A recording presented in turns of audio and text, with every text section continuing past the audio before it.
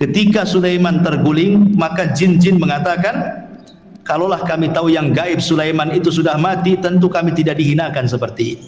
Dari sini menunjukkan bahwa jin tidak tahu yang gaib.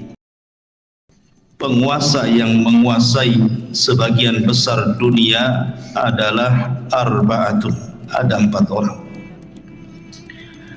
Mu'minani wa kafiran, 2 mukmin dan 2 kafir.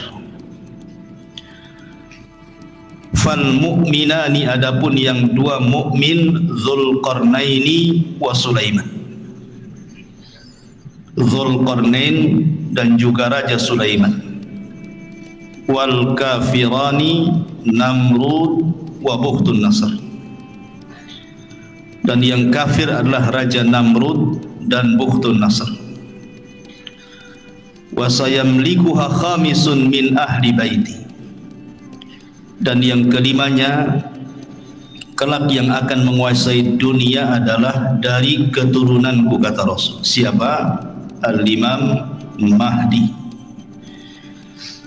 Berarti dari sini ada 4 orang yang menguasai dunia.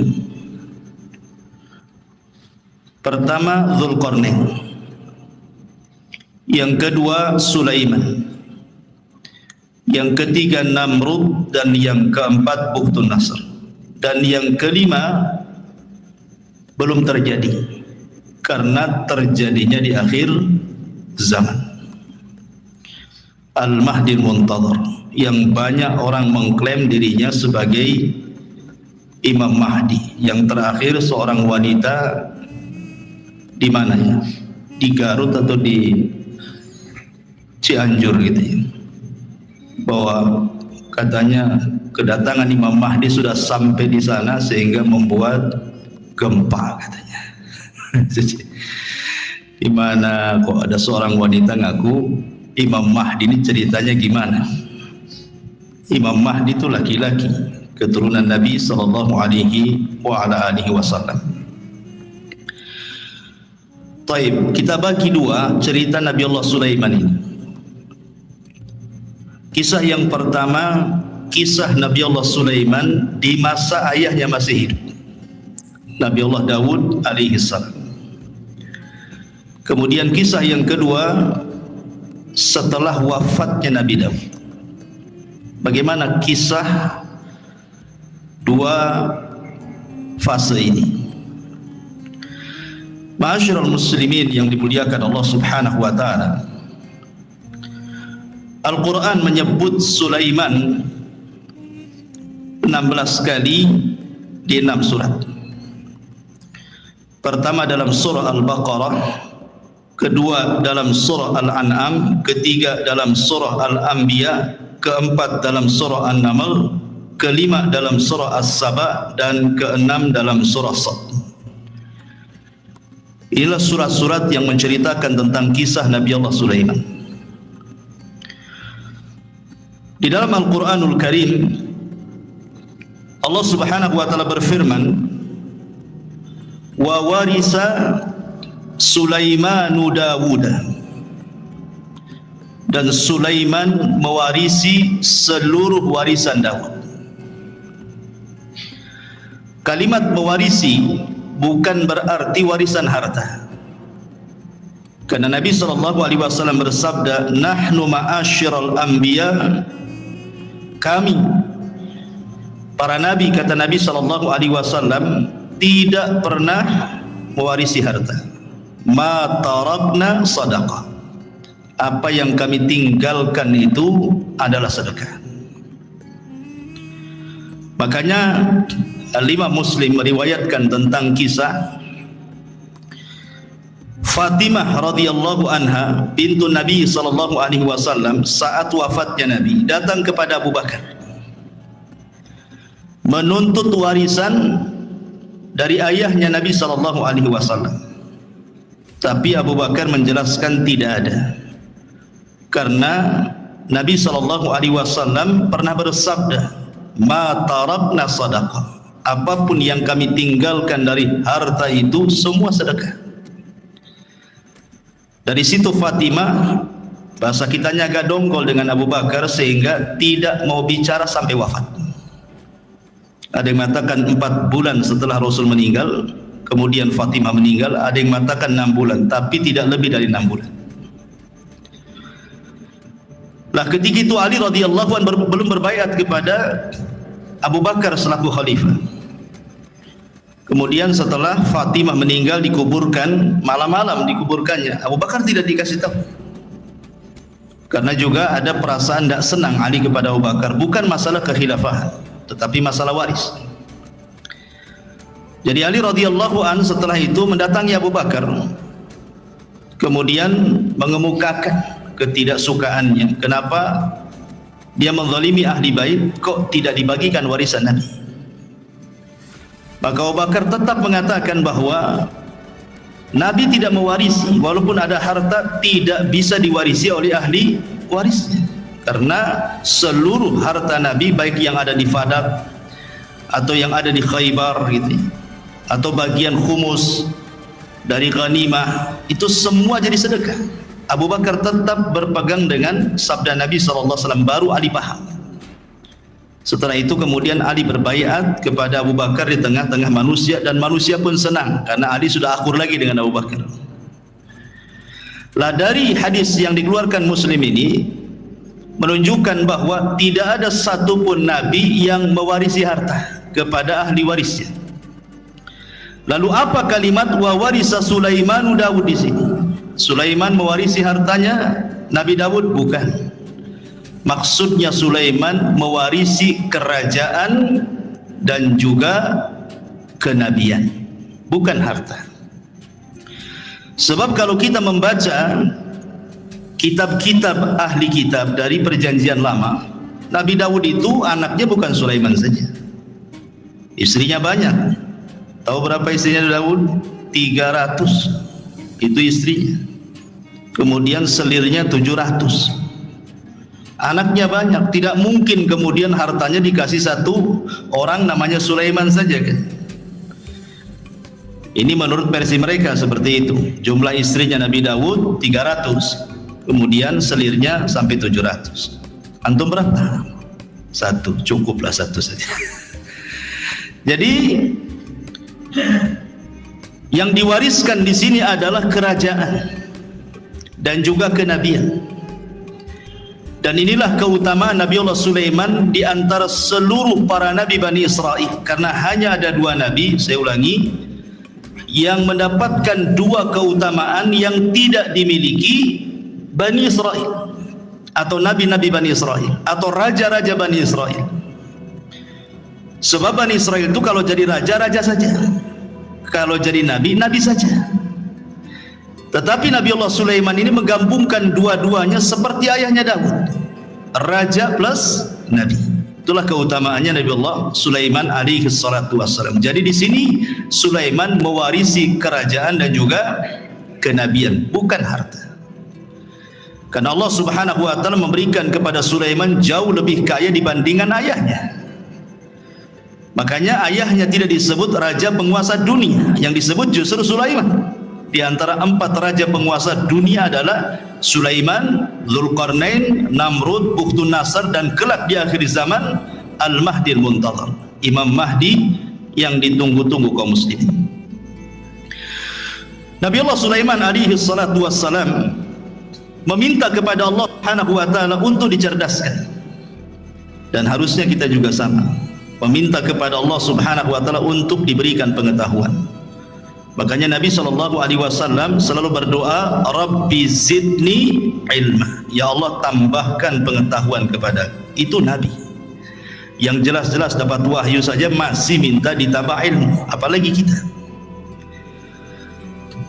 Disebutkan dalam hadis Abdullah ibn Amr ibn As radhiyallahu an, ketika Sulaiman selesai membangun Masjidil Aqsa, ingat bukan membangun dari pondasinya, karena Masjidil Aqsa juga sudah dibangun oleh Nabi Yakub sebelumnya. Jadi ketika Nabi Ibrahim dan juga Ismail membangun Masjidil Haram, maka Nabi Yakub membangun Masjidil Aqsa. Jarak antara Yakub kepada Sulaiman itu jauh sekali, ratusan tahun pun gitu ya, sehingga kemudian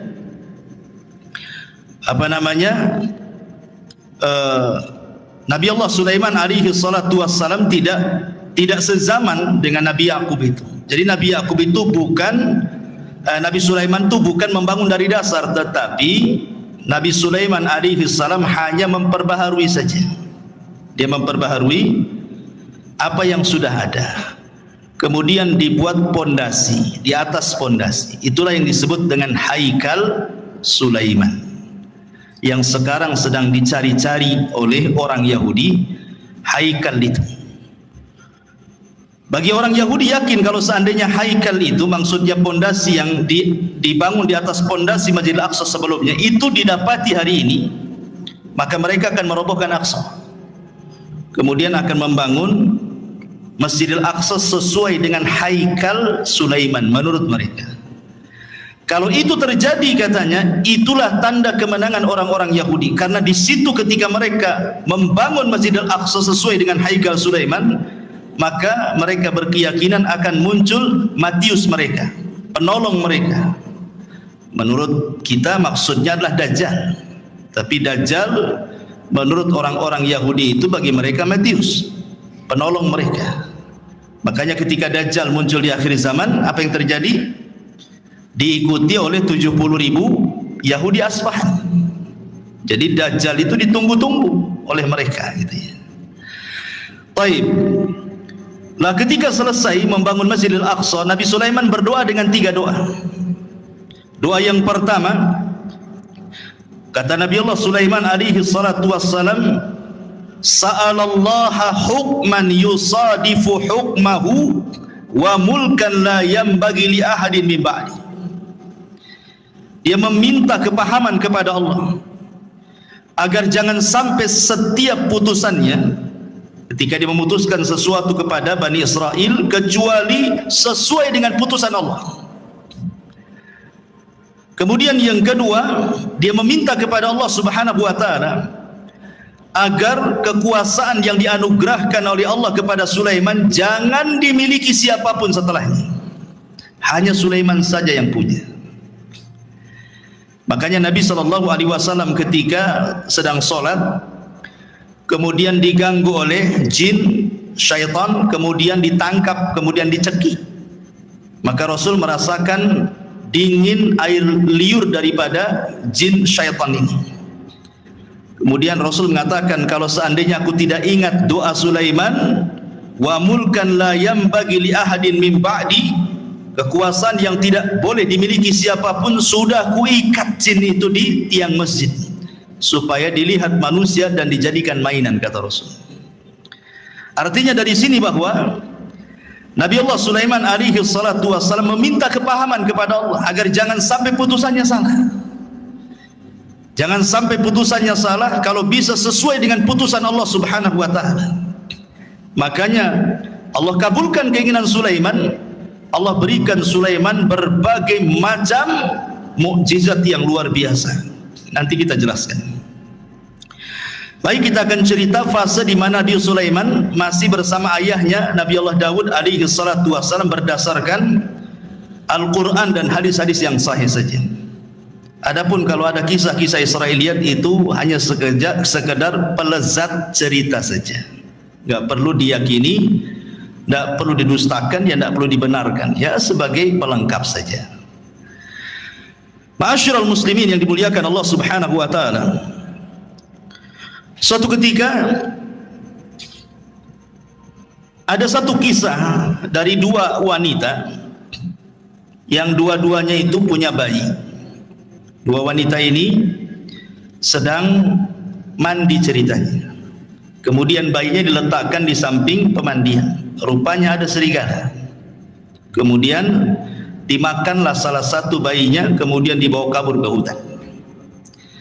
Akhirnya kemudian setelah mandi dua wanita ini, didapati cuma satu bayi.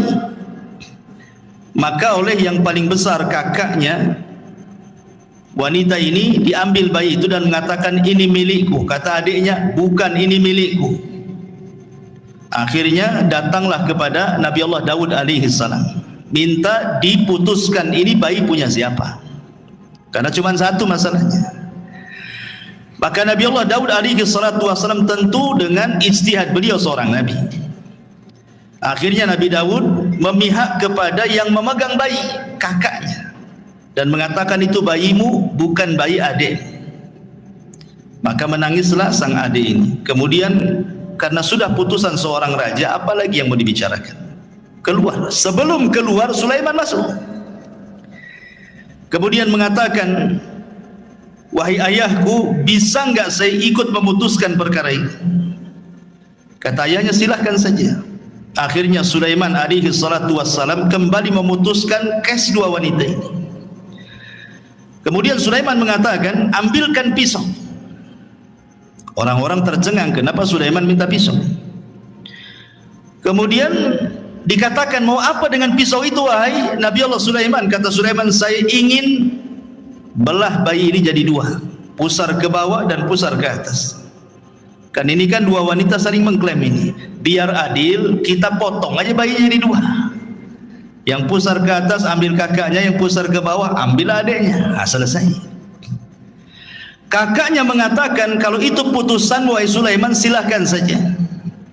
Tapi adiknya membantah, jangan wahai Nabi Allah.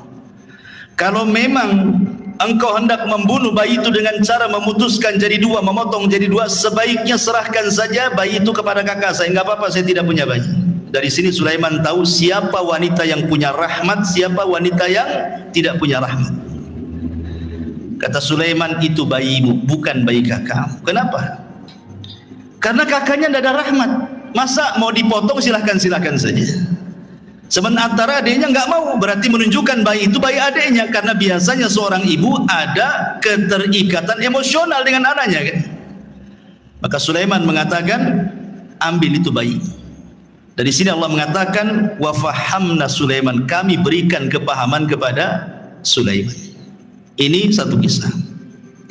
Kisah yang kedua, ini disebutkan di dalam Al-Quran surah Al-Anbiya ayat 78. Allah subhanahu wa ta'ala berfirman, wa Dawud wa Sulaimana idh yahkumani fil harthi idh nafashat fihi ghanamul qawmi wa kunna lihukmihim syahidin. Dan ingatlah kisah Daud dan Sulaiman, kata Allah, ketika keduanya memberikan putusan mengenai ladang, karena ladang itu dirusak oleh kambing-kambing milik kaumnya, dan kami menyaksikan keputusan yang diberikan oleh mereka. Bagaimana kisahnya? Jadi Bani Israel ini, yang satu punya kebun, yang satu punya kambing. Ini kambing-kambing ini tidak dijaga oleh pemiliknya, masuklah ke kebun orang, dirusaknya kebun itu. Dimakanlah daun-daunan, ladang-ladang yang baru saja ditanam, dirusak, semua dirusak. Namanya kambing gak berakal. Nah, kalau orang suka ngerusak ya kayak kambing ini, gak berakal. Jadi orang ini mengadu kepada Sulaiman, gimana nih kebun saya dirusak oleh kambing-kambing si fulan, katanya. Kata Nabi Allah Daud, kalau gitu datangkan orang yang punya kambing. Didatangkanlah yang punya kambing dengan yang punya kebun di hadapan Nabi Allah Daud. Maka Daud kemudian memberi putusan bahwa yang punya kambing ini harus membayar dengan kambing-kambing dia seharga kebun yang dirusaknya. Pamannya kambingnya 100, kalau seandainya 10 ekor cukup untuk membayar kerusakan itu, ya sudah, kasihkan 10 ekor. Itu putusan Nabi Daud. Maka ketika itu datang Nabi Allah Sulaiman dan juga meminta izin kepada ayahnya, boleh enggak ikut memberikan putusan? Kata ayahnya, silakan. Maka Nabi Allah Sulaiman memutuskan dengan putusan yang berbeda dengan ayahnya. Apa kata Nabi Sulaiman? Sekarang kambing-kambingmu serahkan ke yang punya kebun. Dia berhak dengan kambing-kambingmu sebagai jaminannya, dan dia boleh mengambil air susunya. Sementara engkau yang punya kambing, kau perbaiki kebunnya sampai sesuai dari sebelumnya, sebelum dirusak. Jadi suruh Nabi Sulaiman tukar-tukaran di sini. Yang punya kebun pegang kambing, yang punya kambing pegang kebun, supaya kebunnya ditanami lagi sampai kesedia kala baru kambingnya diambil lagi sebagai jaminan. Maka di sini keputusan Sulaiman lebih adil dibandingkan keputusan Nabi Allah Daud. Ini dua kisah disebutkan dalam hadis yang sahih dan juga disebutkan di dalam ayat Al-Quran surah Al-Anbiya ayat 79. Taib. Ini diantara dua kisah semasa Nabi Sulaiman bersama Nabi Allah Daud. Kita masuk pada kisah kedua. Bagaimana kisah Nabi Allah Sulaiman alaihi salatu wassalam itu sendiri. Setelah wafatnya Nabi Allah Daud alaihi salatu wassalam, maka Sulaiman menjadi pewaris tahta dan juga pewaris kenabian sama dengan ayahnya. Dan Nabi Allah Sulaiman alaihi salatu wassalam diberikan banyak mukjizat sebagaimana doanya dia.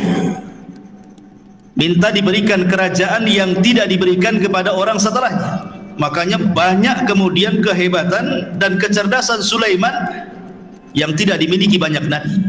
Di antara mukjizatnya adalah Nabi Allah Sulaiman alaihi salatu wassalam ya tadi diberikan kerajaan dan juga kenabian, dan itu tidak ada di zaman Bani Israel kecuali dia dan ayahnya saja. Tetapi ma'asyiral muslimin yang dimuliakan, kalau memang Nabi Allah Sulaiman diberikan kekayaan yang banyak, bagaimana dengan Nabi kita?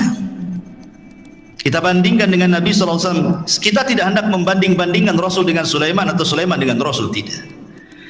Tetapi kalau ada orang bertanya, berarti kalau begitu Nabi Sulaiman lebih hebat dong dibandingkan Nabi kita. Kan mesti ada yang ngomong begitu nanti kan.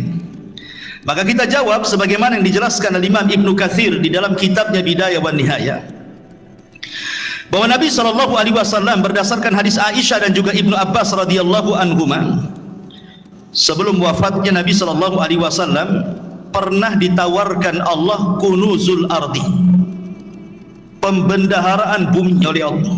Kalau engkau mau wahai Muhammad, aku berikan pembendaharaan bumi untukmu. Tapi Nabi SAW tidak mau. Bahkan saat wafatnya datang malaikat, kan Jibril datang menawarkan tentang kunuzul ardi, kau tetap diberikan hidup yang panjang kemudian bumi diserahkan kepadamu, ataukah engkau memilih untuk kembali kepada Rafiqil A'la di sisi Allah Subhanahu wa taala. Rasul enggan memilih dunia, tapi Rasul memilih meninggal karena ingin berjumpa dengan kawan-kawannya di mana? Di Rafiqil A'la. Artinya kalau seandainya Rasul meminta untuk hidup, tentu Rasul pun sama akan diberikan kekayaan yang pernah Allah anugerahkan kepada Sulaiman. Itu maknanya. Ini yang pertama. Kemudian yang kedua, Nabi Allah Sulaiman diberikan mukjizat muhadatsatu ma la yantiq. Nabi Sulaiman itu mampu berbicara dengan makhluk-makhluk Allah yang tidak bisa bicara. Ya, umpamanya dengan batu, dengan pohon dan yang semacamnya. Itu Sulaiman paham dengan bahasa-bahasa mereka. Maka ini pun sama juga dengan Nabi SAW. Bahkan Nabi SAW pernah mengatakan, inni la a'rifu hajaran kana yusallimu alayya bi Makkah qabla an ab'atha inni la a'rifuhu al-an. Apa kata Rasul?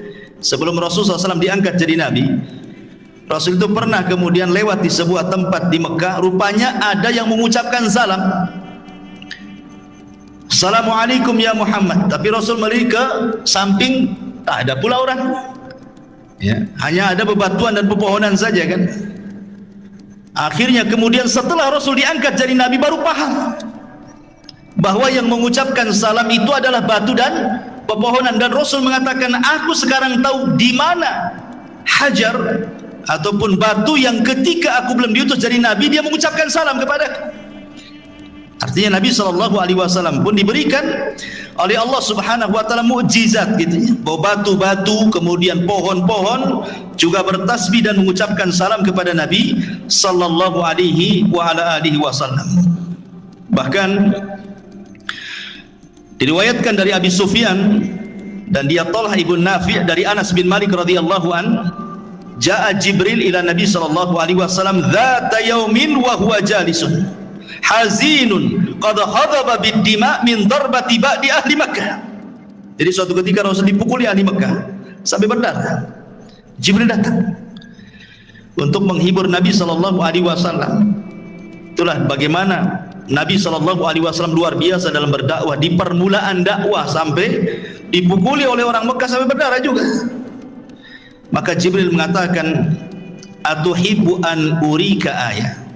Jadi Jibril ingin menenangkan kesedihan Rasul. Maukah aku tunjukkan kepadamu kuasa Allah? Maka Rasul mengatakan, na'am, tentu. Fanadhara ila syajaratin min wara'il wadi. Maka kemudian Jibril menatap satu pohon di balik lembah. Faqala, maka Jibril katakan, ud'u tilka syajarata fada'ah. Kau panggil saja pohon itu, maka pohon itu akan tercabut dari akarnya dan akan berjalan dan akan menghadap kamu, katanya.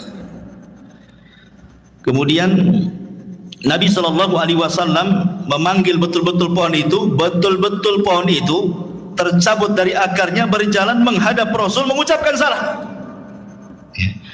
Kemudian kata Jibril, murha, perintahkan dia untuk kembali. Maka Rasul pun memerintahkan dia untuk kembali. Kata Rasul, hasbi, cukup, katanya. Artinya kalau Nabi SAW mau, semua pohon bisa diperintahkan, ya kan? Kalau mau, umpamanya kalau Nabi SAW mau, bisa saja pohon-pohon itu diperintahkan Nabi SAW. Dan ini mujizat Rasul. Dan sanadnya, riwayat ini ala syarti Muslim, berdasarkan syarat Imam Muslim. Kemudian yang ketiga di antara mukjizat Nabi Allah Sulaiman, taskhirur riyah sakharahallahu li Sulaiman. Jadi Sulaiman mampu menundukkan angin. Tentu ada sebabnya kenapa Nabi Allah Sulaiman mampu menundukkan angin, ikhwan. Jadi suatu sore Nabi Sulaiman itu, dan itu disebutkan di dalam Al-Qur'anul Karim ketika kita bicara tentang kuda Sulaiman. Jadi Sulaiman itu suka dengan kuda perang. Jadi sore hari itu Sulaiman saking senangnya dengan kuda-kuda itu, karena kan Sulaiman ahlul jihad. Tentu di zaman itu tidak ada kendaraan untuk perang melebihi kuda. Kalau di zaman sekarang ya ada pesawat, ada tank, macam-macam kan itu ya. Zaman dulu ya kuda saja, itu binatang yang paling hebat di dalam berperang. Makanya Allah bersumpah dalam Al-Quran, wal adiyati ghabha, demi kuda-kuda perang yang mengeluarkan suara terengah-engah. Dan Rasul mengatakan bahwa di ubun-ubun kuda perang itu ada barokah sampai kiamat. Dan Rasul mengatakan 3 olahraga yang disunahkan: berenang, kemudian memanah, kemudian berkuda. Memang kuda itu ada keistimewaan. Dan di akhir zaman nanti perangnya kaum muslimin melawan orang-orang Nasrani itu dengan kuda, karena teknologi sudah tidak ada. Artinya kuda ini berkahnya sampai kiamat. Makanya Sulaiman suka dengan kuda. Jadi suatu sore dia memandang kudanya, mengelus-elus kudanya gitu ya. Dan ingat, ada kuda khusus. Sulaiman itu punya kuda, dia punya sayap. Jadi ya ada kuda-kuda biasa, tapi ada khusus kuda Nabi Sulaiman itu bersayap dia. Ya, jadi bisa terbang dengan kuda itu dengan sayap. Dari mana kita tahu kudanya Sulaiman itu bersayap? Dari perkataan Nabi SAW, dari senyumnya Rasul ketika Aisyah radhiyallahu masih kecil. Aisyah kan masih kecil kan, usianya masih muda. Jadi suka dengan boneka-bonekaan. Nah, di antara boneka yang di depan Aisyah itu kuda yang bersayap. Jadi Rasul mengatakan, itu kok kuda bersayap, kata Nabi. Masa ada kuda bersayap? Kata Aisyah radhiyallahu mengatakan, bukankah kau tahu bahwa kudanya Sulaiman juga bersayap? Katanya Aisyah. Fadhahikan Nabi SAW. Maka Rasul tersenyum. Ya. Dan Rasul tidak membantah kan, hanya senyum saja kepada Aisyah radhiyallahu anha. Dari sini sebagian ulama beristidlal bahwa ada kuda-kuda Sulaiman itu yang bersayap. Walaupun ada yang membantah bahwa Aisyah ini hanya menukilkan cerita-ceritanya orang-orang Quraisy, dan Rasul juga tersenyum. Ya, tidak mengatakan mengiyahkan dan juga tidak mentidakkan. Jadi ada juga yang membantah tidak ada. Ya kuda-kuda tidak bersayap. Tapi ada juga yang mengatakan kuda Sulaiman itu ada yang bersayap gitu ya. Jadi saking asiknya dia memandang kuda Sulaiman itu, lupa dia sampai matahari terbenam. Harusnya dia melaksanakan dua rakaat sholat, karena sholat itu sudah ada sejak zaman dulu. Lihat Zakaria, wa huwa yusalli fil mihrab, dia sedang sholat di mihrab, menunjukkan para nabi sholat, ya. Jadi sampai terbenam matahari lupa sholat dia, setelah terbenam baru ingat sholat, menyesal Sulaiman. Maka disebutkan di dalam Al-Quranul Karim tentang kisah Nabi Sulaiman ini, idh urida alaihi bil asyi as-safinatul jiyad. Ingatlah ketika pada satu sore dipertunjukkan kepada Sulaiman kuda-kuda yang jinak tetapi sangat cepat larinya. Faqala, maka Allah katakan, inni ahbabtu hubbal khair, menghikayatkan perkataan Sulaiman. Maka dia berkata, sesungguhnya aku menyukai segala yang baik dari kuda, tetapi an dzikri rabbi hatta tawarat bil hijab, yang membuat aku ingat akan kebesaran Tuhanku sampai matahari terbenam. Maka Sulaiman lupa tidak sholat. Ketika dia lupa tidak sholat, dia menyesal. Maka keesokan harinya apa kata Sulaiman? Urudduha alayya fatafika mashan bisuq wal a'naq. Bawalah semua kuda-kuda itu kembali kepadaku. Lalu dia, ada yang mengatakan dalam tafsirnya, memotong kaki dan leher kuda itu, menyembelihnya. Jadi ada dua riwayat, ada dua penafsiran ulama. Ada yang mengatakan Sulaiman tidak menyembelih kuda, karena mustahil. Apa salah kuda? Kenapa disembelih? Sulaiman hanya ngusap saja, kemudian disuruh jauhkan dia dari. Tapi Allahu a'lam, pendapat yang masyhur dari kalangan ahli tafsir, Sulaiman betul-betul menyembelih kuda itu kemudian disedekahkan. Ikhwan, kuda Nabi Allah Sulaiman menurut keterangan Bani Israel itu, Israiliyat, itu bukan satu dua kuda, ya, ribuan kuda disembelih dan disedekahkan kepada Bani Israel, fuqara Bani Israel. Nah, setelah kemudian Nabi Allah Sulaiman menyembelih kuda-kuda itu karena terlalaikan dari salat, maka kaidah dalam Islam apa? Man taraka syai'an lillahi awadallahu khairan minhu. Siapa yang meninggalkan sesuatu karena Allah, Allah ganti dengan yang lebih baik. Ketika Sulaiman meninggalkan kuda-kuda itu karena Allah, karena melalaikan dia dari salat, Allah ganti yang lebih baik. Apa itu? Allah tundukkan angin. Jadi Sulaiman itu kalau berperang, dia membuat semacam papan kayu-kayu besar gelondongan gitu, kemudian diikat-ikat, jadilah macam perahu, ya. Jadi kalau Sulaiman itu mau pergi kemana saja, naik saja dia di atas perahunya. Apa yang perlu dibawa, kuda atau pasukan apa, nanti dia suruh angin untuk mengangkatnya, tinggal pergi. Lebih enak kan, naik kuda kan. Makanya disebutkan dalam Al-Quran itu, kalau kuda itu mampu berjalan 1 bulan, cuman setengah, pagi berangkat, sore sudah sampai. Kalau naik kuda, sebulan perjalanan. Nah, itu berarti Allah berikan yang jauh lebih baik dibandingkan kuda. Itulah sebabnya ditaklukkan angin kepada Nabi Allah Sulaiman alaihi salatu wassalam. Taib. Bagaimana dengan Nabi sallallahu alaihi wasallam? Apa keutamaan yang mungkin setara dengan ditundukkan angin kepada Nabi Allah Sulaiman? Maka Imam Ibnu Katsir rahimahullahu taala menyebutkan beberapa perbandingan. Beliau mengatakan, amma taskhirur riyah di Sulaiman faqad qala Allahu fi sya'nil ahzab. Kalau memang Sulaiman ditundukkan angin sehingga mudah untuk berperang melawan musuh-musuhnya, maka Rasul pun diberikan oleh Allah Azza wa Jalla dengan mukjizat yang sama yang dicantumkan dalam surah Al-Ahzab. Ya ayyuhalladzina amanu udhkuru ni'matallah alaikum idh ja'atkum junudun fa arsalna alaihim rihan wa junudan lam tarauha. Wahai orang-orang yang beriman, ingatlah nikmat Allah atas kalian ketika kami datangkan tentara-tentara kami, kata Allah, dalam bentuk angin, dan juga tentara-tentara yang tidak dilihat, maksudnya malaikat, ya. Jadi kalau Sulaiman untuk berperang mereka atau dia dan juga pasukannya dibawa oleh angin, maka Allah Subhanahu wa taala juga memberikan mukjizat, tentara-tentara Allah membantu Rasulullah, termasuk angin dan juga para malaikat. Makanya ada istilah nusirtu bis sabah wa uhlikatil adu bid dabur, kata Rasul. Aku ditolong dengan angin pagi dan kaum Ad dihancurkan dengan angin sore. Makanya sepanjang sejarah Nabi SAW tidak berperang. Kalau menyerbu sebuah kaum, tidak pernah menyerbu siang, sore atau malam. Maka Rasul akan menyerbu di waktu subuh. Kalau terdengar azan, Rasul tidak menyerbu, menunjukkan daerah itu daerah Islam. Dari sini istidlalnya para ulama membedakan negeri Islam dengan negeri kafir itu dari suara azan.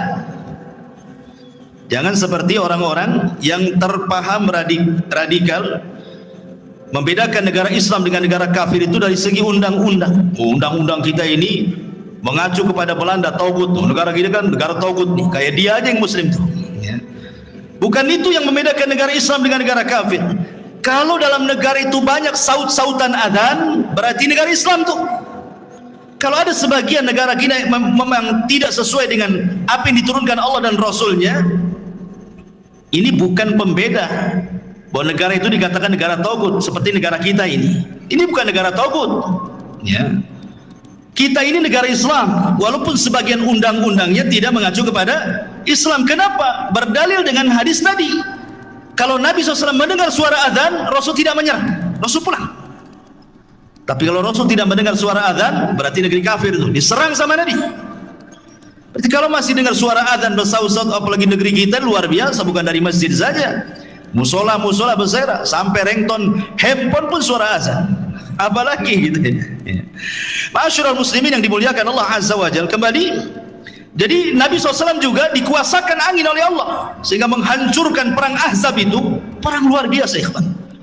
Bayangkan Nabi dikepung, namanya Ahzab. Ahzab itu kelompok-kelompok. Siapa kelompok-kelompok ini? Orang kafir Quraisy bergabung dengan orang-orang Yahudi, bergabung dengan orang-orang suku-suku Arab yang benci dengan Nabi, bergabung dengan orang munafik dari dalam lagi. Kalau bukan karena Allah, kalah Nabi itu.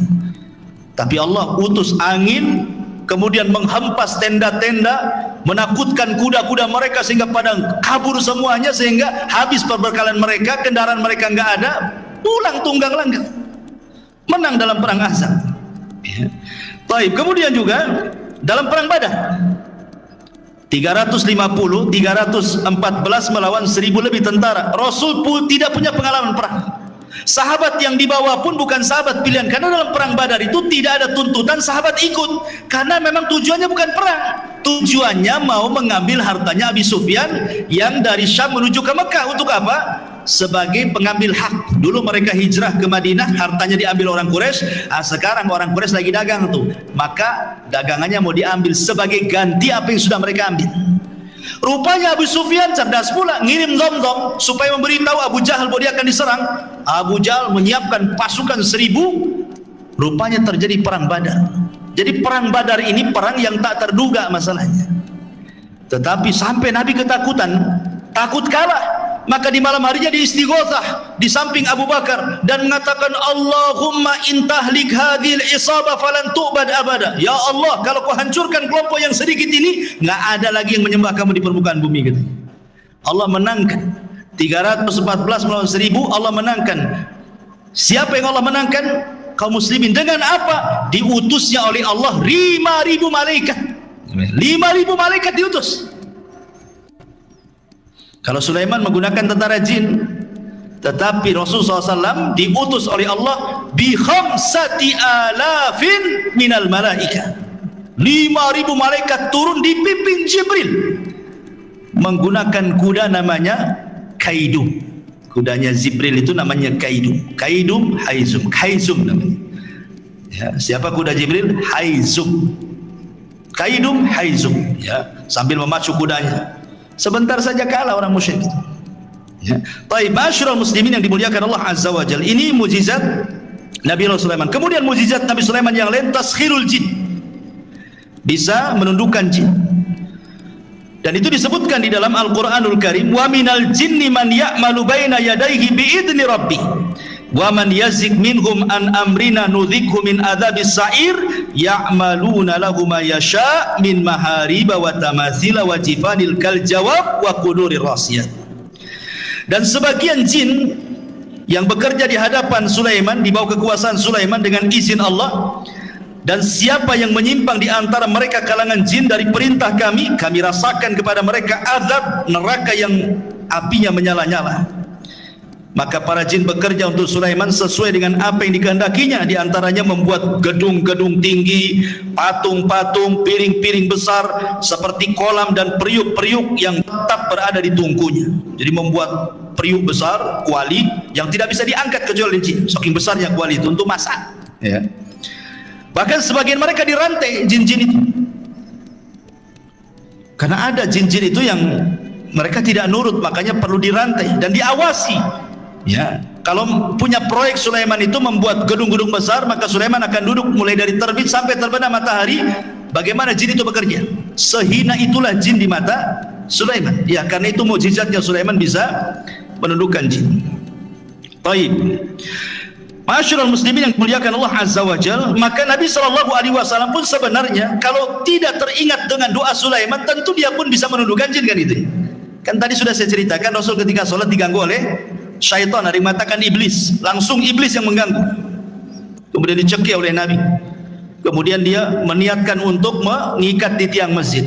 Kemudian Rasul teringat dengan doa Sulaiman. Wa mulkan la yang bagi dia hadi min ba'di. Bahwa tidak boleh ada orang yang punya kekuasaan sepeninggalku. Ketika Rasul ingat ini, Rasul melepasnya. Ya. Artinya bahwa Nabi SAW juga bisa menundukkan atas izin Allah Subhanahu wa taala kalau Rasul mau, kan gitu. Tapi Rasul teringat doanya Nabi Sulaiman. Makanya Rasul kemudian melepaskan. Jadi ini juga di antara mukjizat Nabi SAW. Lebih-lebih kalau di bulan Ramadan, apa yang terjadi? Sufidati syayatin. Ya, Nabi SAW diberikan kabar gembira oleh Allah Subhanahu wa taala, idza ja'akum ramadan futihat abwabul jannah wa ghuliqat abwabun niran wa sufidati syayatin. Pintu surga dibuka, pintu neraka ditutup, setan-setan diikat semua. Ditundukkan oleh Allah Subhanahu wa taala untuk nabinya apabila datang bulan Ramadan. Ya. Kemudian juga di antara mukjizat Nabi Allah Sulaiman adalah fahmu lughatil hayawan. Sulaiman paham dengan bahasa binatang. Contoh ketika Nabi Sulaiman ini menyiapkan pasukan besar untuk menyerang, kemudian lewat ke sebuah lembah. Di lembah itu ada pasukan semut. Tiba-tiba kemudian salah satu semut atau pimpinan semut mengatakan, ya ayyatuhan namlu dukhulu masakinakum la yakhtimannakum Sulaiman wa junuduhu wa hum la yash'urun. Hei pasukan semut, kata pimpinan, segera kalian masuk ke rumah-rumah kalian. Sebentar lagi Sulaiman dan pasukannya mau datang. Jangan sampai menginjak kalian kemudian mati dan mereka tidak sadar. Lihat husnudzonnya semut kepada Sulaiman dengan kalimat tidak sadar. Artinya kalau kalian terinjak itu bukan karena kesalahan mereka, karena mereka tidak sadar menginjak kalian, itu maksudnya. Itulah husnudzonnya binatang. Binatang aja bisa husnudzon sama orang. Kita ini suudon saja sama orang gitu. Enggak ada husnudzonnya aja. Ini juga kemudian Sulaiman mendengar dari kejauhan. Dia paham bahasa semut. Apa yang terjadi? Ketika Sulaiman mendengar pimpinan semut ngomong begitu, fatabassama dhahikan min qauliha. Sulaiman tersenyum, habis itu tertawa lebar karena paham dengan ucapannya. Kemudian Sulaiman karena diberikan anugerah seperti itu, dia bersyukur. Apa doanya? Rabbi auzi'ni an ashkura ni'mataka allati an'amta alai wa ala walidai wa an a'mala salihan tardah wa adkhilni bi rahmatika fi ibadika salihin. Ya Rabb, anugerahkan kepadaku agar aku tetap bersyukur akan nikmat. Diberikan anugerah mampu memahami bahasa hewan, gitu ya. Yang telah Engkau berikan nikmat kepadaku dan nikmat kepada kedua orang tuaku, dan aku agar aku bisa beramal saleh supaya Engkau redha dan Engkau masukkan aku dengan rahmatmu termasuk hamba-hambamu yang saleh. Subhanallah. Manusia sekaya Sulaiman, manusia sehebat Sulaiman, manusia yang kekuasaannya sampai separuh dunia, masih mengatakan saya bersyukur akan nikmatmu kepadaku. Ini pelajaran bagi orang-orang kaya. Ya. Sekaya apa sih Anda dengan Sulaiman itu? Sekaya apa, berapa uang di rekeningnya Anda itu, berapa mobil yang Anda punya, berapa rumah yang Anda punya itu. Tapi kenapa kemudian proses seperti yang difirmankan Allah, kalla innal insana la yatgha an ra'ahus taghna. Ternyata kekayaan itu sirru tughyan, rahasia bejatnya orang. Kata Allah, sekali-kali jangan seperti itu. Terkadang ada orang yang melampaui batas ketika Allah bukakan kekayaan kepadanya. Sulaiman masih bersyukur. Beda pula dengan Qarun. Qarun malah mengatakan apa? Innama utitu min ilmin indi. Enak saja kau mau ngambil zakatku. Dia ngomong sama utusannya Nabi Musa itu. Enak saja kau mau mengambil zakatku, katanya. Ini harta aku yang dapat. Sama sekali Qarun tidak menasabkan harta itu kepada Allah, sehingga Allah katakan wa khassafna bihi wa bidarihil ardh. Kami tenggelamkan si Qarun dan seluruh harta-hartanya ke dasar bumi. Jadilah kalau sekarang nemu harta dikit-dikit harta Qarun, harta Qarun. Nemu dompet aja harta Qarun, semua harta Qarun, ya.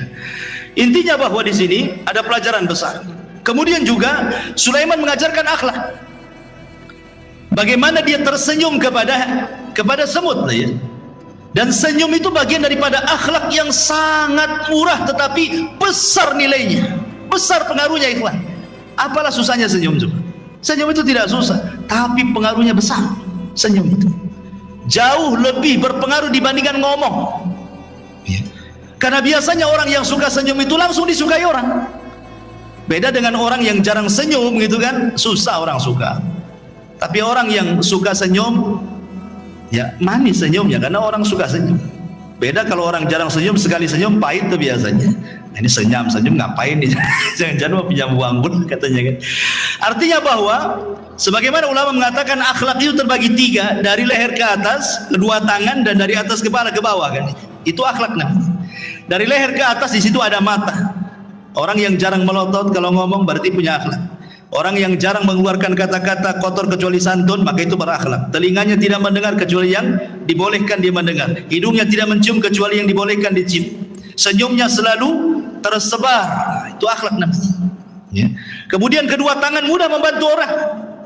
Kemudian dari badan ke atas, ketika kita bicara dengan orang, kita berhadap-hadapan. Jangan badan kita ngadap kemana, orang pula ngadap ke kita. Mentang-mentang dia kaya, pejabat, kemudian nggak direken ngomong apa sebelah itu. Dia ngadap sana, orang ngadap sini kan itu.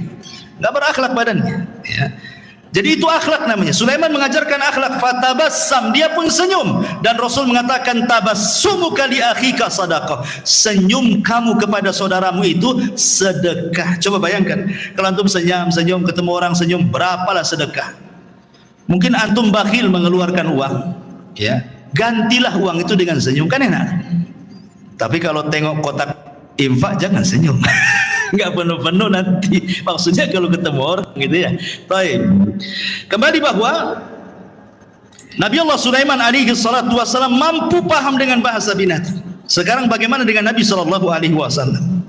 Al-Imam Ibnu Katsir mengatakan, walaqad u'tiya Muhammadun sallallahu alaihi wasallam misla dzalik wa aktsar minhu. Rasul pun diberikan hal yang sama, bahkan lebih banyak dibandingkan Sulaiman, kata Imam Ibnu Katsir.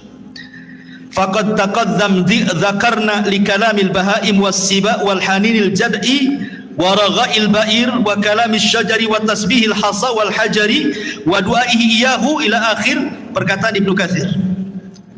Saya contohkan beberapa kisah. Pertama, kisah Abi Sa'id Al-Khudri radhiyallahu anhu. Jadi ceritanya Abu Sa'id Al-Khudri ini menceritakan, jadi ada seorang penggembala, tiba-tiba datang serigala. Penggembala datang serigala, diambillah satu kambing itu, dibawa kabur ke hutan, dikejar sama yang punya kambing. Akhirnya direbut lagi dari serigala itu. Tiba-tiba serigalanya bisa bicara. Apa kata serigala ini? Ala tattaqillah, tidakkah kau bertakwa kepada Allah? Tanzi'u minni rizqan saqahullahu alayya. Kata serigala, tidakkah kau bertakwa kepada Allah, wahai penggembala? Kau sudah merebut rizki yang Allah anugerahkan kepada kau ambil lagi, katanya. Kagetlah ini penggembala kambing. Kok serigala bisa bicara kan itu ya? Ini aneh ini serigala ini, kok bisa bicara gitu. Kalau sekarang kan tengok di punggungnya ada baterainya enggak? Gitu, berarti robot itu ya. Nah, kemudian orang ini mengatakan, ya ajbah dzambun yukallimuni kalamal insi. Saking herannya pengembala ini mengatakan, kok kamu bisa bicara seperti manusia, katanya. Maka serigala ini mengatakan, ana ukhbiruka bi'ajabi min dzalik. Kata serigala, enggak perlu heran. Mau enggak aku habarkan dengan yang lebih ajaib dibandingkan ini, kata serigala ini. Apa itu? Kata serigala ini, Muhammadun sallallahu alaihi wasallam bi Yathrib yukhbirun nas bi amba'i ma qad sabaq. Kamu tahu orang namanya Muhammad yang ada di Yathrib, kata serigala itu, dia lebih hebat dibandingkan aku. Dia mampu berbicara tentang habar-habar yang sudah berlalu dari kalangan para nabi, Qarun, Fir'aun dan yang lainnya, atau yang akan datang hari kiamat, macam-macam. Aku tidak bisa, kata serigala. Akhirnya kemudian seorang ra'il ghanam ini akhirnya datang menemui Nabi, masuk Islam. Kemudian dia menceritakan tentang serigala yang bicara itu ke hadapan Nabi SAW. Maka kata Rasul, sadaq, serigala itu benar, katanya. Walladzi nafsi Muhammadin biyadihi la taqumus sa'ah hatta yukallimus siba'al insan. Tidak akan tegak kiamat, kata Rasul, sampai ada binatang yang bicara dengan manusia. Itulah kamu, katanya. Jadi sanadnya adalah syarti sahih, dan hadis ini disahihkan oleh Imam Al-Baihaqi. Lihat, serigala ini mengakui apa? Kehebatan Nabi, dan dia bisa bicara, ya. Kemudian juga diriwayatkan dari Safinah maula Rasul. Rasul itu punya pembantu namanya Safinah. Pembantu Rasul banyak, salah satunya Safinah namanya. Jadi Safinah ini suatu ketika dia sedang safar, naik perahu. Qadar Allah, perahunya dihempas ombak, akhirnya hancur perahunya, berantakan. Tetapi Allah takdirkan dia selamat dengan satu kayu yang sisanya itu dia ngambang sampai dibawa ke antah berantah. Tiba-tiba dia nyasar di sebuah pulau. Ketika terbangun, tiba-tiba ada singa di hadapannya. Fawajada fihal asad, ada singa di hadapannya. Faqala lahu, maka si Safinah ini ketakutan dengan singa itu. Singa, dia pun lagi lelah, baru saja terdampar, nggak punya tenaga, mau lari gimana? Yeah. Sementara singa sudah di hadapannya. Berteriaklah Safinah ini, apa teriakannya? Dia mengatakan, ini, kata Safinah ini, sesungguhnya aku adalah sahabat Nabi SAW. Ini Safinah maula Rasulillah. Aku Safinah pembantu Rasulullah, aku sahabat Rasul, katanya. Tiba-tiba menjinaklah singa ini.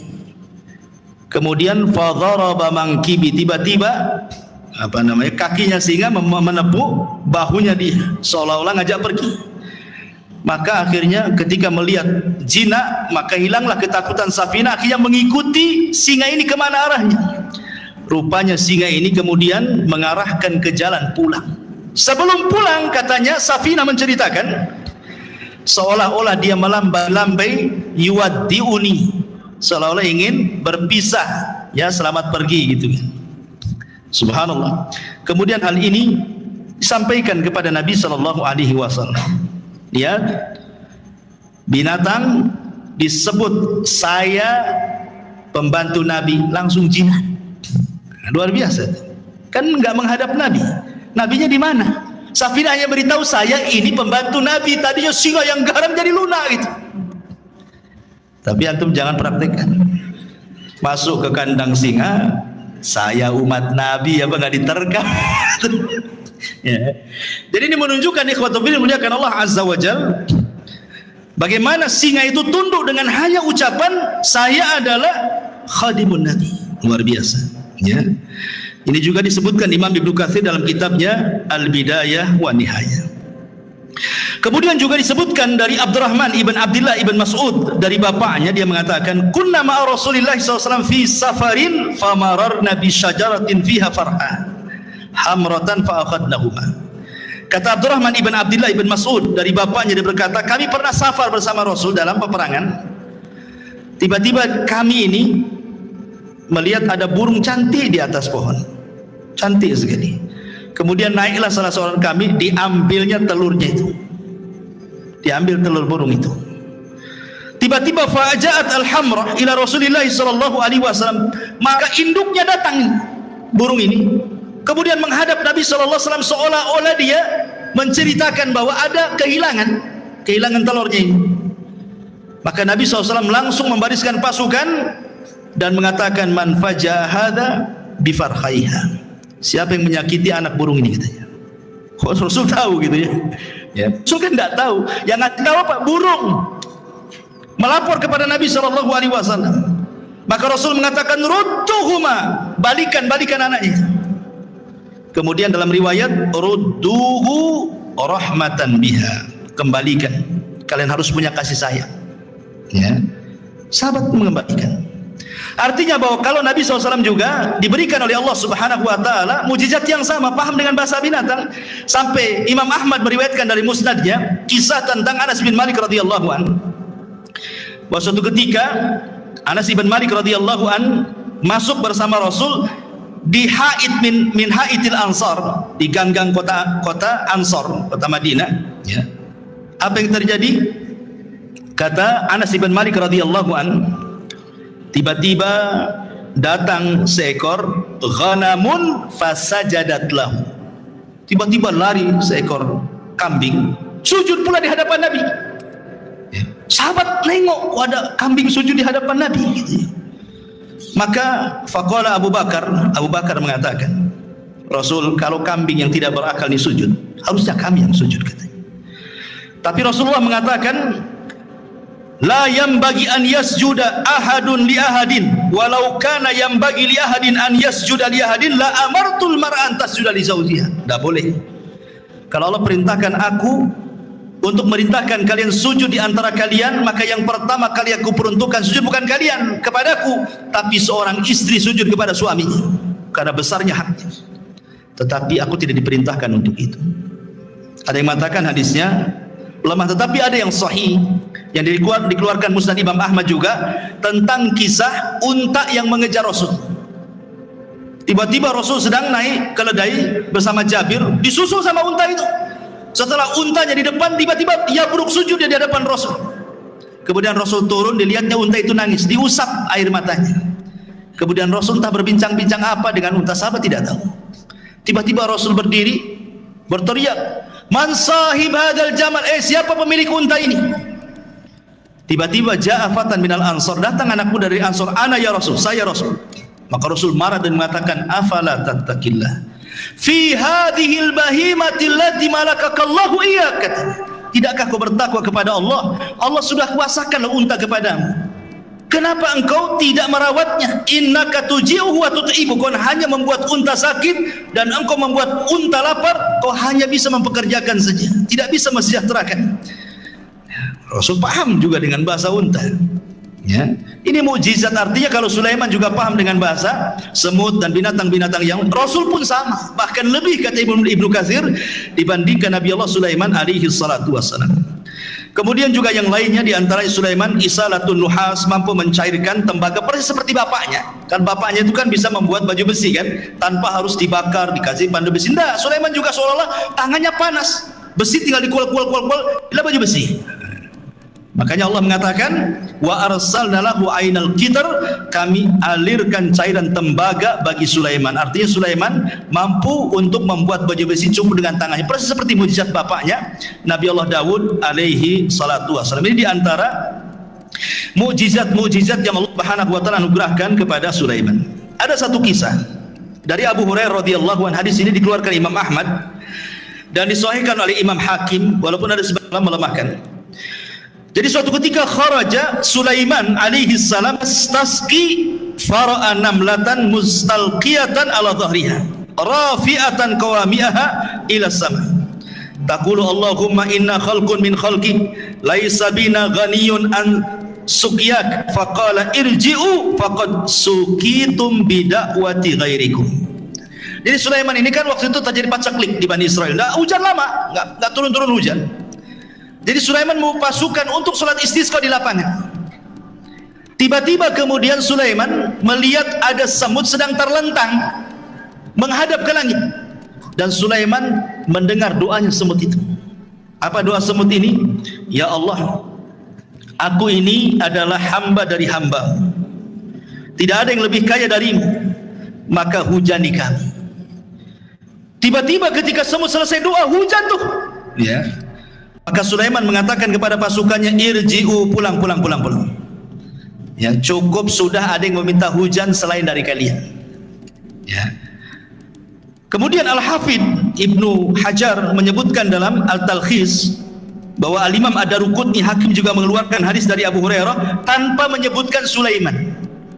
Jadi ada seorang nabi, tetapi riwayat ini walaupun lemah memperkuat bahwa yang berdoa kisah ini adalah kisah Sulaiman, karena ada riwayat walaupun lemah bahwa yang dimaksud nabi ini adalah Nabi Sulaiman. Tapi ada riwayat yang sahih tapi tidak disebutkan siapa namanya.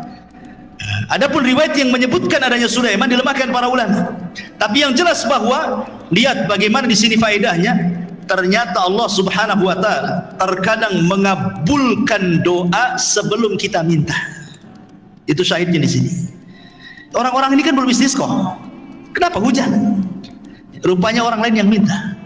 Dari sini menunjukkan bahwa Allah itu Karim. Bukan Bang Karim ya, Karim. Artinya Karim itu pemurah. Ya. Dia bisa mengabulkan hamba-hambanya sebelum diminta. Dan itu bentuk malunya Allah Azza wa Jalla. Karena di antara sifat Allah itu adalah Hayyun Karim. Allah itu zat yang maha pemalu dan juga pemurah. Lah bentuk pemalunya Allah Subhanahu wa taala adalah Allah pantang apabila ada seorang hamba mengangkat kedua tangannya kemudian dibiarkan kosong tidak diberi. Allah pantang itu.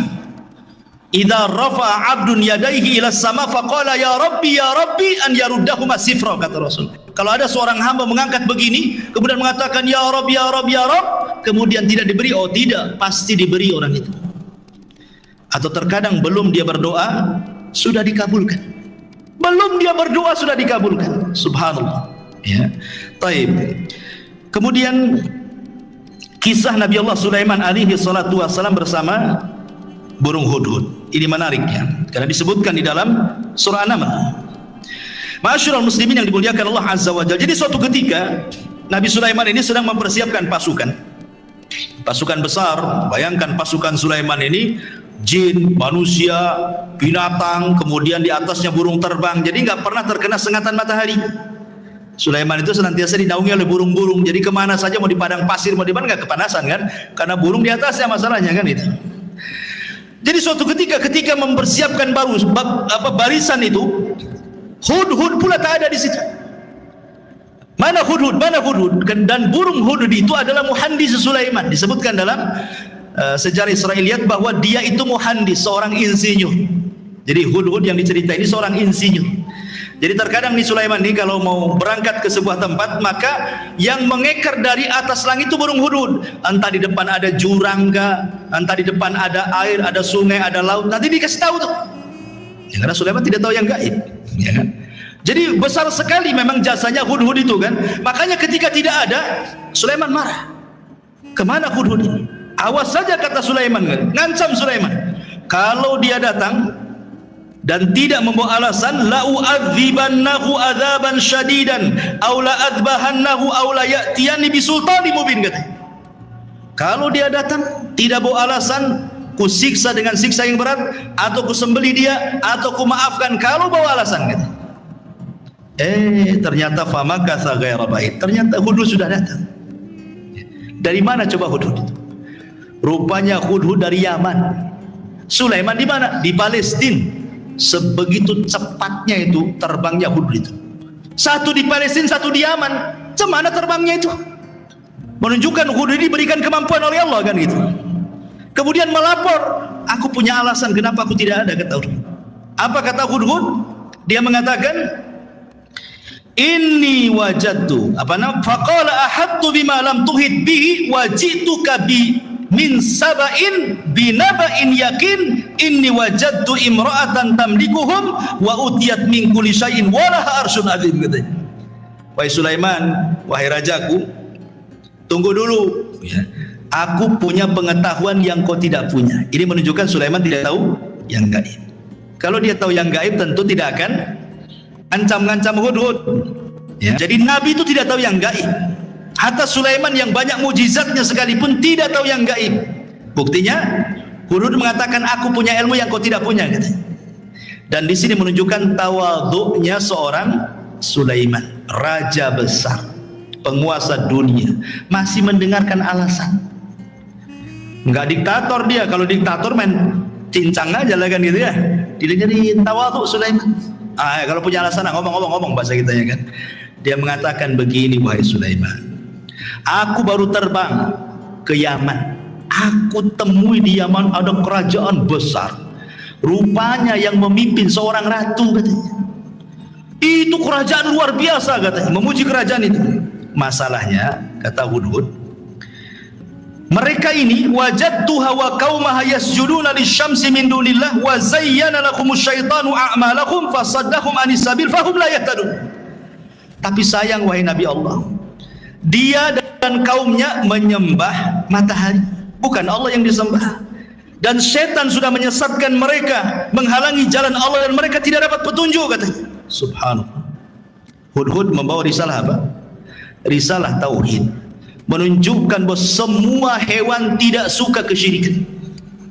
Kalau anda tahu, semua hewan tidak suka kesyirikan. Orang yang melakukan kesyirikan itu dibenci hewan. Lihat Hudhud di sini. Dia menyampaikan soal kesyirikannya kerajaan Ratu Balqis itu. Ya, jadi kalau ada orang yang melakukan kesyirikan, bukan kita ahli tauhid saja yang tidak suka, burung pun tidak suka. Ini Hudhud itu tidak suka dengan orang yang nyembah selain Allah ini. Kemudian diceritakan alasannya, setan sudah menghiasi mereka sehingga mereka tersedari Allah. Dari sini menunjukkan bahwa kesesatan apapun, kata Hudhud, pasti sutradaranya setan. Kalau ada orang nyimpang, orang sesat gitu ya, berarti dalangnya setan tuh di belakangnya. Hudhud ngasih tahu tuh sama kita. Ya. Akhirnya kemudian Sulaiman ya nggak begitu percaya saja. Namanya habar tuh bisa ya bisa tidak kan gitu. Makanya Sulaiman akhirnya gini saja. Kita lihat asadaqta am kunta minal kadibin. Kita lihat beritamu, apakah engkau termasuk orang dusta ataukah benar beritamu itu. Jangan asal cerita saja, bawa bukti, katanya. Nih aku akan tulis surat. Bawa surat itu ke ratu yang ada di sana. Akhirnya ditulis. Lah tulisannya salah satunya apa? Bismillahirrahmanirrahim. Jadi pertama yang menulis Bismillahirrahmanirrahim itu Nabi Sulaiman. Sebelum Nabi kita, Nabi Sulaiman sudah menulis Bismillahirrahmanirrahim min Sulaiman, dari Sulaiman. Itu sejarah awal Bismillah itu. Ketika Ratu Balqis sedang duduk-duduk, datang si Hudhud itu ngasih surat. Dibaca surat itu, kagetnya bukan kepala. Ya. Habis itu kemudian dia kumpulkan tuh pembesar-pembesarnya Ratu Balqis itu. Kemudian Ratu Balqis mengatakan, qalat ayyuhal mala inni ulqiya ilayya kitabun karim. Telah sampai kepadaku surat yang karim. Lihat, Ratu Balqis menghargai surat itu. Dia tahu karena isi surat itu dari seorang nabi. Ya. Kemudian Ratu Balqis mengatakan, ya ayyuhal mala aftuni fi amri ma kuntu qati'ata amran hatta tashhadun. Sekarang bagaimana pendapat kalian? Ini raja maunya kita masuk Islam, kalau tidak dia serbu kita, katanya. Kata raja-raja ini, kata para pembesarnya, tunggu dulu wahai ratu, nahnu ulu quwwatin wa ulu ba'sin syadid wal amru ilaiki fangduri madza ta'muri. Tenang, kita ini kerajaan besar, tentara kita kuat, kita hadapi sajalah, katanya. Tapi putusan tetap kepadamu, nurut kepada Ratu Balqis. Ratu Balqis ini orang berakal, makanya dia mengatakan kepada para pembesarnya, ingat, innal muluk idza dakhulu qaryatan afsaduha wa ja'alu a'izzata ahlaha adillata wa kadzalika yaf'alun. Ingat, siapapun negerinya, manapun negerinya, kalau sudah diserang musuh, pasti orang mulia akan jadi hina, nanti jadi tawanan, ya, nanti akan dibunuh, nanti anaknya, ibunya jadi yatim, menjanda, macam-macam lah kan gitu. Ini bahaya, ndak usah lah kayak gitu. Gini sajalah, kata Ratu Balqis, dia kan ngaku nabi. Gimana kalau seandainya kita kirim hadiah banyak-banyak saja? Kita lihat, kata Ratu Balqis, kalau memang dia seorang nabi, pasti dia akan tidak akan menerima hadiah ini. Tapi kalau dia raja yang haus kekuasaan, pasti diterima. Kita lihat nabi atau bukan, katanya. Itu cerdas Ratu Balqis itu. Dikirim hadiah banyak-banyak. Ya. Ketika kemudian Sulaiman mendapatkan hadiah itu, Sulaiman mengatakan, Qala atumiddunani bimal fama atani Allah khairun mimma atakum bal antum bihadiyatikum tafrahun. Kata Sulaiman, enak saja kalian kirim hadiah katanya. Aku sudah punya semuanya, yang aku miliki, yang Allah berikan itu jauh lebih baik daripada yang kau miliki, kata Sulaiman. Lihat, Sulaiman selalu menasabkan kepada Allah di sini.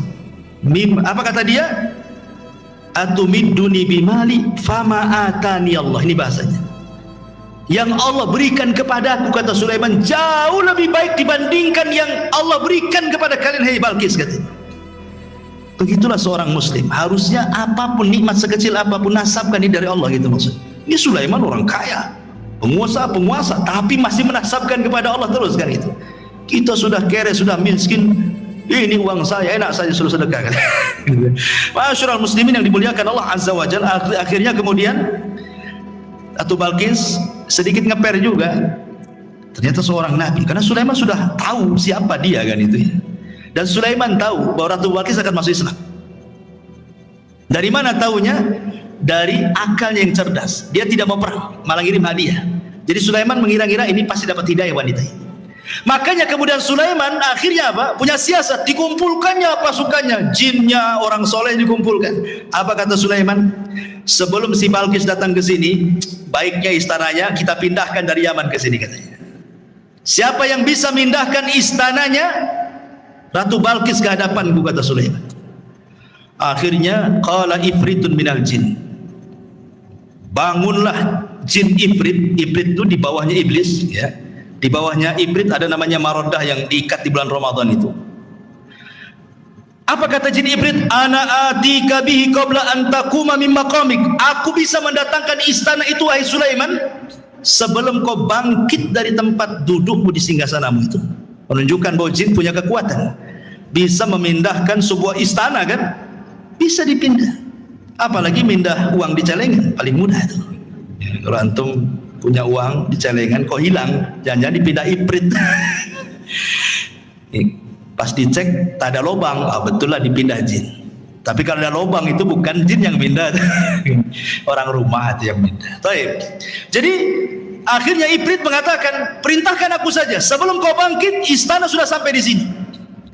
Qala alladhi indahu ilmun minal kitab. Tiba-tiba seorang yang mempunyai ilmu dari kitab berkata, ana atika bihi qabla an yartadda ilaika tarfuk. Kalau aku tidak, wahai Sulaiman, perintahkan aku saja sebelum matamu berkedip sudah sampai istana itu. Terjadi silang pendapat, siapa orang ini kok sakti kali dibandingkan Ifrit nih. Ada 4 penafsiran para ulama. Ada yang mengatakan bahwa dia adalah Jibril. Jibril turun dan mengatakan, saya akan mindahkan. Penafsiran yang kedua, ini Ifrit tapi yang muslim, yang satunya kafir, yang mengatakan sebelum kau bangkit itu adalah Ifrit kafir. Tetapi yang mengatakan sebelum berkedip ini Ifritnya muslim. Itu satu penafsiran yang lain. Penafsiran yang ketiga, Sulaiman sendiri yang ngomong begitu. Aku bisa memindahkan sekejap sebelum aku berkedip sudah sampai. Tapi pendapat yang masyhur dari kalangan para ulama bahwa yang memindahkanlah seorang laki-laki yang bernama Asif ibnu Barkhiyah.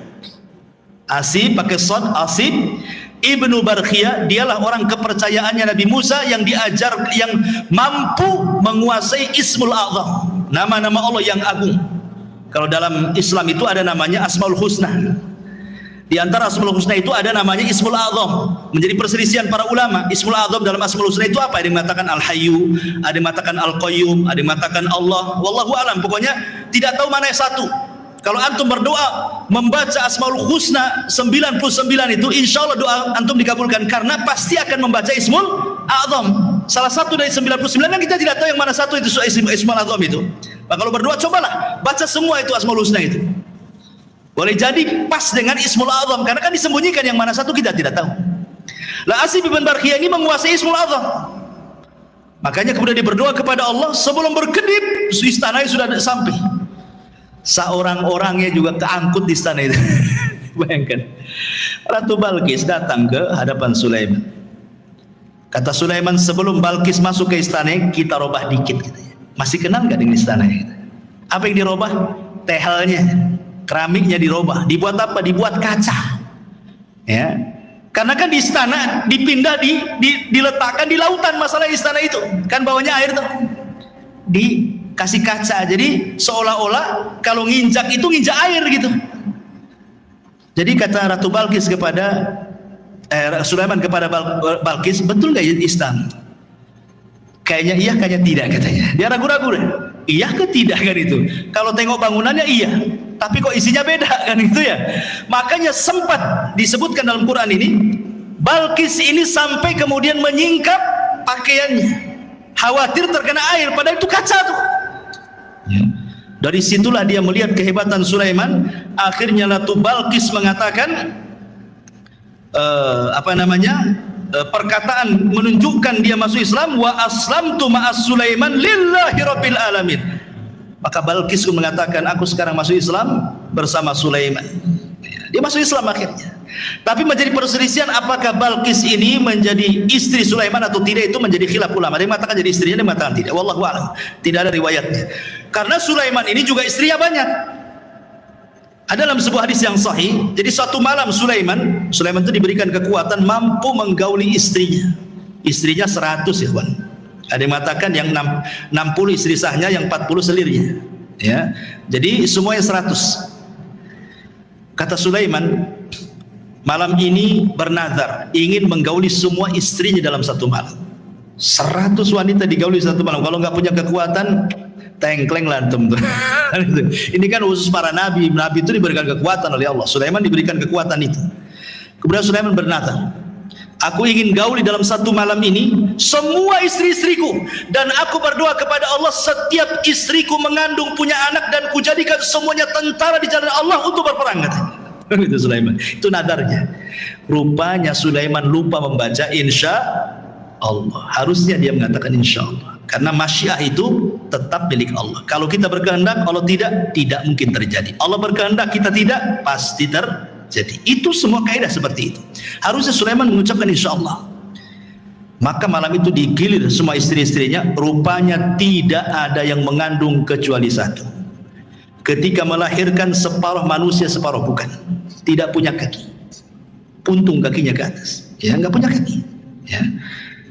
Itulah makanya kenapa walaupun dia seorang nabi, tetap masyiah itu milik Allah, kehendak itu milik Allah. Makanya penting mengucapkan insya Allah. Apapun mengucapkan insya Allah. Mau datang besok insya Allah, datanglah insya Allah. Tolonglah datang insya Allah. Oh, kayaknya orang sekarang kalau bilang insya Allah ragu-ragu tuh. Padahal insya Allah itu maksudnya mengaitkan kejadian kepada Allah, karena Allah yang berkehendak. Walaupun kita sudah yakin besok akan datang, yang namanya kehendak milik Allah ternyata ketabrak, ternyata ada masalah, ternyata macet, kan nggak jadi juga kan gitu ya. Makanya setiap apapun gantungkan kepada Allah Subhanahu wa taala. Untuk terakhir karena waktu juga. Jadi sebelum wafatnya Nabiullah Sulaiman alaihi salatu wassalam, ada satu kisah juga yang menarik di sini. Tentang kisah seorang petani. Ya, belum saya ceritakan. Jadi suatu ketika ada seorang petani, dia berangan-angan ingin mendapatkan kekuasaan seperti yang dimiliki oleh Sulaiman. Akhirnya kemudian angin itu tiba-tiba kemudian memberitahu Sulaiman bahwa ada orang yang berangan-angan ingin seperti dia. Angin yang menceritakan kepada Sulaiman. Maka Sulaiman pun datang kemudian menemui petani itu dan mengatakan, wahai petani, janganlah kau berangan-angan sesuatu yang kau tidak mampu. Jangan. Ya, dan di sini juga ada berdoa itu sesuai dengan kemampuan.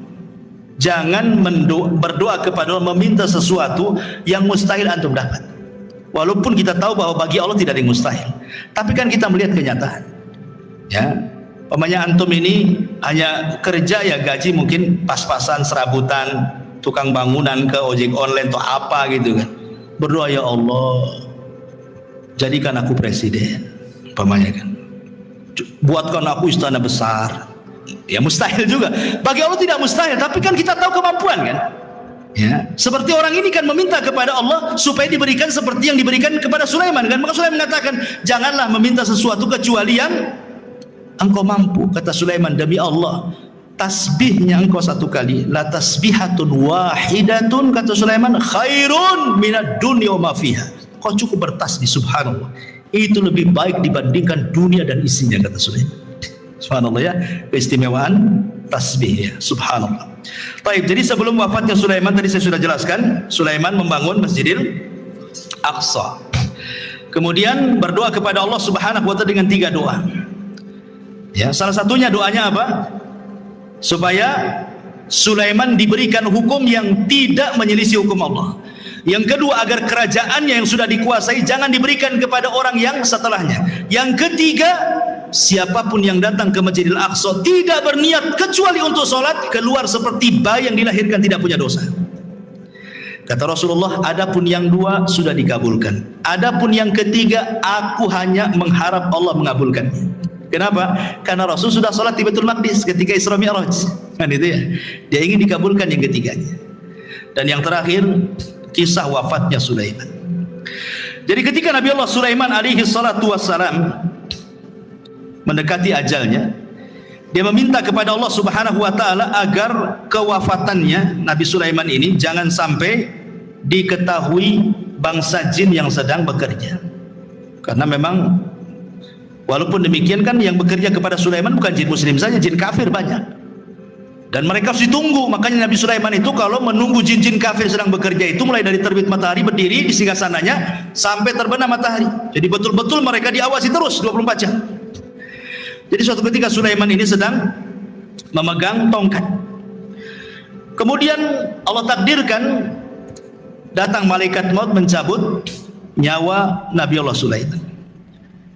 Lama Sulaiman itu tidak dijelaskan dalam sejarah berapa lama dia duduk di singgasananya sambil bertelekan kepada tongkatnya gitu. Ya, sambil tongkat. Jadi yang menjadikan jasad Sulaiman tidak jatuh karena ada tongkat yang dipegangnya. Entah berapa lama, wallahu alam, tidak dijelaskan, Quran tidak menjelaskan, hadis juga tidak menjelaskan gitu. Yang jelas tiba-tiba tongkat itu dikerumuni oleh rayap, kemudian memakan tongkat itu sedikit demi sedikit. Akhirnya kemudian tongkat itu pun patah, lemah, hancur, Sulaiman terguling. Ketika Sulaiman terguling, maka jin-jin mengatakan, kalaulah kami tahu yang gaib Sulaiman itu sudah mati, tentu kami tidak dihinakan seperti ini.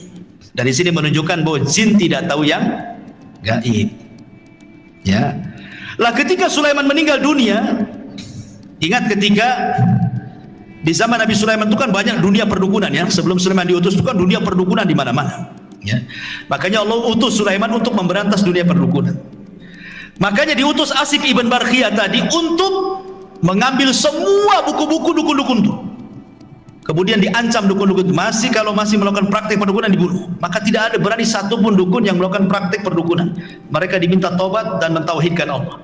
Kemudian buku-bukunya disimpan oleh Asif ibn Barkhiyah di sebuah kotak dan itu diletakkan di bawah singgasana Sulaiman. Sulaiman pernah ngancam, siapa yang mengambil buku sihir ini, kalau dia manusia aku bunuh dia, kalau dia dari kalangan jin terbakarlah dia. Ketika Sulaiman meninggal dunia, jin tidak bisa mendekati karena terkena sumpahnya Sulaiman, kalau diambil sama dia kan terbakar. Akhirnya kemudian mereka merayu, ada 2 orang namanya Harut dan Marut. Ada yang mengatakan Harut Marut itu manusia, ada juga yang mengatakan Harut Marut itu malaikat, ada yang mengatakan Harut Marut itu setan, macam-macam lah penafsiran ulama ya. Tapi yang jelas bahwa akhirnya diambillah oleh Harut dan Marut ini, kemudian diajarkan kepada manusia. Harut Marut sudah mengatakan ini tidak boleh diajarkan kepada kalian. Kalau kalian bisa belajar ini bisa kufur masalahnya. Sehingga ada sebagian orang Yahudi tidak mau belajar, tapi ada juga yang tetap belajar. Akhirnya kemudian tersebarlah kesyirikan sihir kembali setelah Sulaiman wafat. Ya. Lah jin ini, iblis ini yang kemudian menghasut orang-orang untuk mengambil buku sihir di bawah singgasana Sulaiman mengatakan, kalian tahu nggak? Kenapa Sulaiman bisa menundukkan angin, bisa menundukkan ini itu macam-macam? Dia itu punya sihir. Kalau kalian tidak percaya, itulah di bawah singgasananya ada buku-bukunya. Kalau kalian ingin seperti Sulaiman, ambil pelajari katanya. Dari sinilah muncul keyakinan Yahudi bahwa Sulaiman itu bukan nabi, tetapi tukang sihir. Makanya di zaman Nabi SAW ketika Rasul kemudian memuji Sulaiman, menjelaskan tentang mukjizat-mukjizat Sulaiman, orang-orang Yahudi Madinah tidak terima dan mengatakan Sulaiman bukan nabi, Sulaiman itu penyihir. Ketika itulah turun surah Al-Baqarah 102, wattaba'u ma tatlu syayatin ala mulki Sulaiman wa ma kafara Sulaiman walakinna syayatina kafaru yu'allimuna an-nasa sihra ila akhiril ayat. Dan mereka mengikuti apa yang dibacakan oleh setan-setan di zaman kerajaan Sulaiman.